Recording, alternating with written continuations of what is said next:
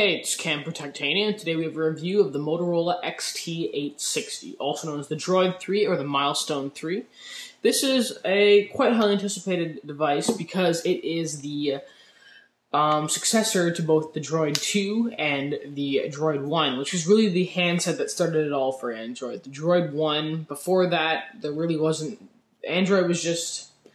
It basically consisted of the G1 and the Dream by HTC, and those handsets were just never really that good. And when the Droid came out, it really changed everything for Android, which is why this is sort of an important handset, because it's the successor. The Droid 2 was not a very good handset at all. It was just a small upgrade, never really got good reviews. But now let's review the Droid 3 and see if they've really come back with it. So we can just take a look around the handset to get things started. We can see on the front we have the 4-inch QHD display right there, which is Pentile Matrix, which I do not like, and I'll get to that more later. At the bottom, you can see 4 capacitive home buttons: menu, home, back, and search. At the top, earpiece and front-facing camera. On this side of the handset, HDMI out, micro USB, and a small little LED. Nothing else. At the bottom, right there, you can see this little shiny piece of metal, well, actually plastic there. On this side of the handset, you can see the volume rocker. And I do not like the volume rocker on this handset. It's tiny, like my entire thumb, covers up almost the entire thing, and it's just a bad volume rocker. When you have the handset slid open like this, it's hard to access that when you're typing and you want to like turn down the volume or whatever you're doing. It's really hard to access that volume rocker back there. So do not like that volume rocker, but obviously there it is.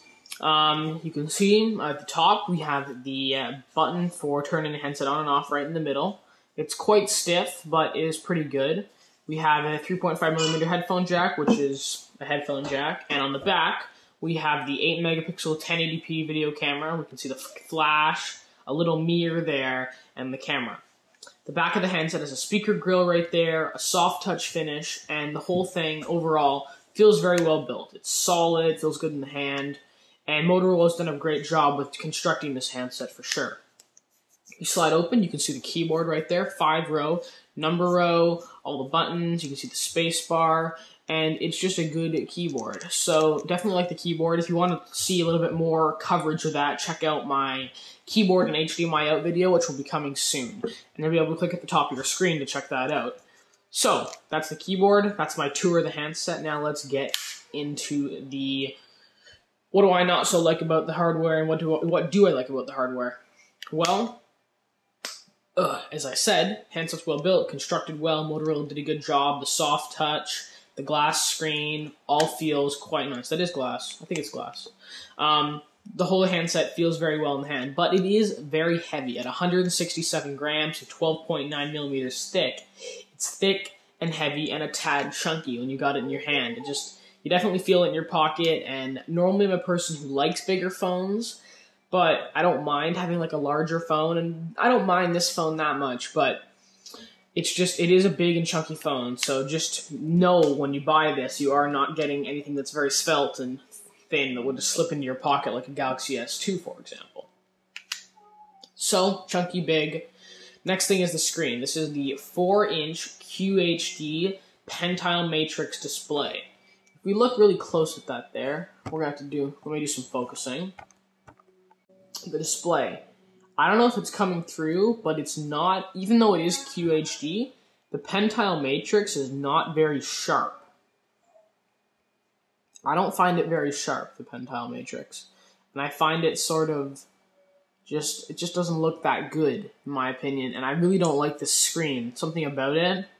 There we go. So, I don't really like the screen. I just find it really, the colors they're a tad washed out, and things just don't look that sharp, and that's the problem I have with it. Even though it's QHD, this Pentile Matrix stuff is just really not that nice. Maybe I've been spoiled by the Galaxy S2, but I would take the Galaxy S2's lower resolution screen over this any day, because this Pentile Matrix screen is not that good in my opinion. I just don't like it. The colors aren't bright really. It's not quite as sharp. Everything's just not as sharp as it could be. If you can see that, the details just, even though it's QHD, not as good. So, that's my overall thoughts on the hardware. We'll get to performance a little bit later, but my just direct hardware thoughts, the screen is not as impressive as I like, but the build of the device is very good. The keyboard is very good, as I said. I can just type something out for you guys now.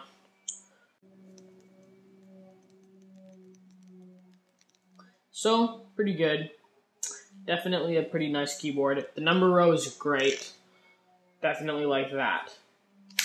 So, that's the hardware of this device. Bottom line, as I said, great build. Screen is, in my opinion, not nice. I do not like the Pentile Matrix screen. Much prefer the Super LCDs and AMOLED screens for sure. So, that's my thoughts on the hardware. Build is solid, as I already said. Now let's move on to the software of this device. So this device is running Moto Blur. Well, actually, no, it's not. They don't want us calling it Moto Blur. It's running Android 2.3. I should know this, Cameron. 2.3.4 Android build. So, there you go. 2.3.4, quite fast. One of the newer versions. But the interface is very heavily customized by Motorola. It looks a lot like Moto Blur. They say it's not Moto Blur. We just don't want to call it that anymore. But it looks a lot like Moto Blur. That's not the end of the world. You do have some customizable widgets, like if we go over here, we got the scrolling news widget here, which is pretty nice. You know, we can resize. If we get rid of this, we can resize this widget here. So it's not the end of the world. Like, widgets are pretty nice on this.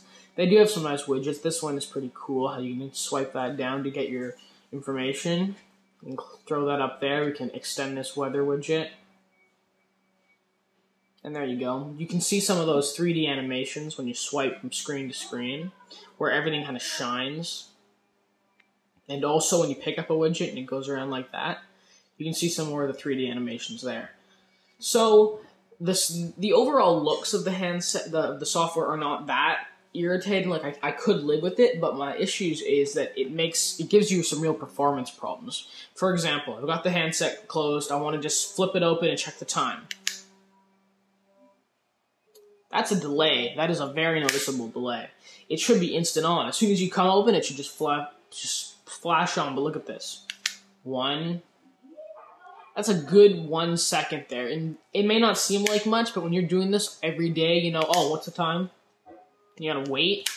That's just not very impressive. So, do not like the way that is there. That's irritating. Also, open up the app drawer. You have to wait again. The apps don't just fly right in. You see a black screen, and then you gotta wait for the apps to come in.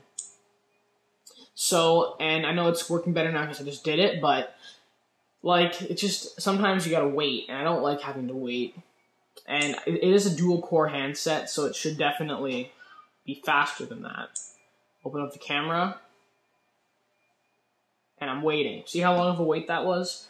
And I know it should be better, but Samsung Galaxy S2 does it much better than this, and this handset should definitely be faster. It's a dual-core, 1 GHz TIO map CPU, and I just expect more from it.